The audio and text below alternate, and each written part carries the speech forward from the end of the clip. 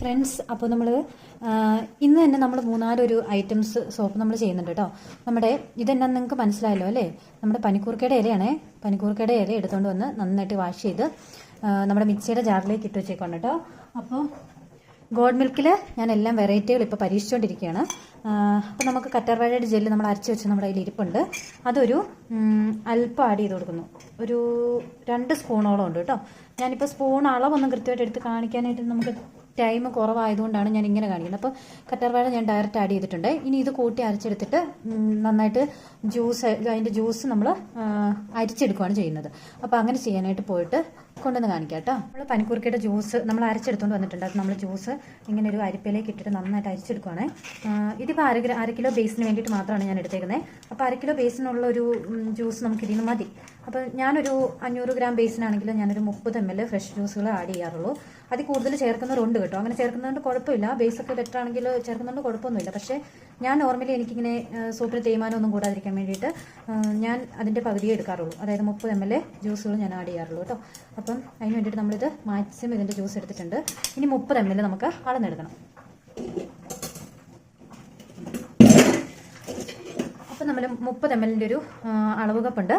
ഇതിനകത്തേക്ക് നമ്മളൊരു ഇത് കണ്ടോ, ഇത്രയും ജ്യൂസ് ഞാൻ ഇതിനകത്തേക്ക് ആഡ് ചെയ്യുന്നുള്ളൂ. അപ്പം ഇതിൻ്റെ അടിയിലിരിക്കുന്ന ഇത് ചെളിയാണെന്നൊന്നും പറഞ്ഞു കളയില്ല കേട്ടോ. ഇതിൻ്റെ നമ്മുടെ നമ്മുടെ പേര് മറന്നുപോയല്ലോ, നമ്മുടെ നീമിൻ്റെ പൗഡറില്ലേ, അതിങ്ങനെ എടുക്കുമ്പോൾ ഈ വെട്ടുള്ളതുകൊണ്ട് നമുക്ക് ഈ വെട്ട് ഉള്ള ഇത് ഇല്ലാത്ത എൻ്റെ ഇല്ല കേട്ടോ. അതുകൊണ്ടാണ് വെട്ടുള്ളൊരു അളവ് പാത്രമാണ് എൻ്റെ കയ്യിലുള്ളൂ. ഞാനല്ലാതെ വേറെ സെപ്പറേറ്റ് സോപ്പിന് വേണ്ടിയിട്ട് ഒത്തിരി അളവ് പാത്രങ്ങളൊന്നും മേടിച്ച് കളയുന്നില്ല.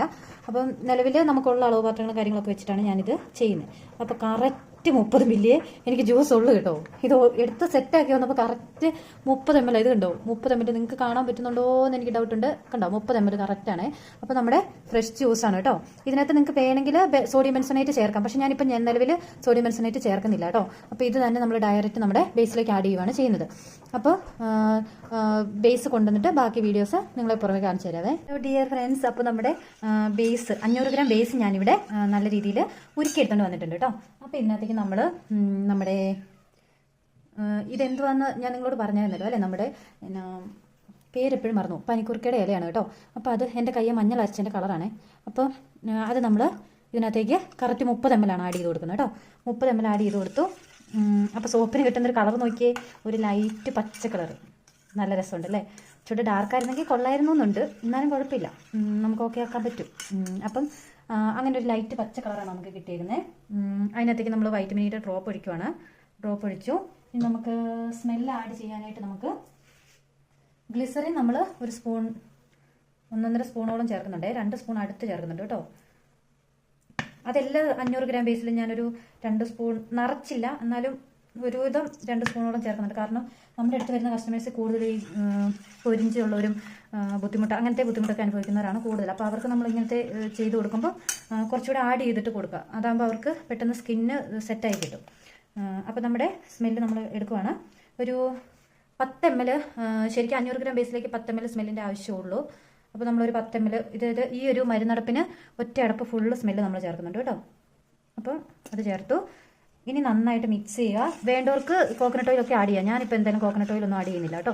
അപ്പോൾ ഇത്രേ ചെയ്യുന്നുള്ളൂ. അപ്പോൾ സ്മെല്ല് കിട്ടുന്നുണ്ടോയെന്ന് ഇടയ്ക്കുന്നത് ഞാൻ ചെക്ക് ചെയ്ത് നോക്കിയതാണ്, നിങ്ങൾ കണ്ടത്.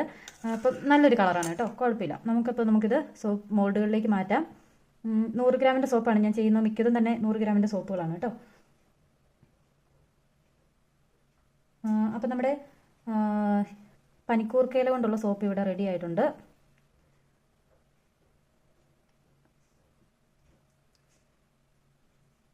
മിച്ചമുള്ളത് നമ്മൾ ആ വൈറ്റ് ഒഴിച്ചതിൻ്റെ മുകളിലേക്ക് നിറയാൻ വേണ്ടിയിട്ടും ഒഴിച്ചിട്ടുണ്ട്.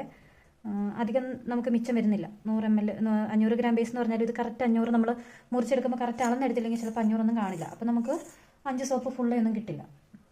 അപ്പോൾ നമ്മളിത് അങ്ങനെ സെറ്റ് ചെയ്തിട്ടുണ്ട്. അപ്പോൾ നമ്മൾ നമ്മുടെ പനിക്കൂർക്ക ഇല കൊണ്ടുള്ള സോപ്പ് റെഡിയായി. അപ്പം ഇത്രയേ ഉള്ളൂ നമ്മുടെ ഇന്നത്തെ വീഡിയോ. അതിൻ്റെ ഒരു കളർ കണ്ടോ, പനിക്കൂർക്കയില ആഡ് ചെയ്തിട്ടുള്ള സോപ്പിൻ്റെ കളർ കണ്ടോ. ഇത് നമ്മുടെ ഗോഡ് മിൽക്ക് വിത്ത് ചാർക്കോള്, ഇത് നമ്മുടെ പനിക്കൂർക്കയില ആഡ് ചെയ്തിട്ടുള്ള സോപ്പാണ് കേട്ടോ. അപ്പം ഇതിൻ്റെയൊക്കെ വീഡിയോസ് എല്ലാം മോൾഡിൽ നിന്ന് മാറ്റിയ ശേഷം നിങ്ങളെ കാണിച്ചു തരാം കേട്ടോ.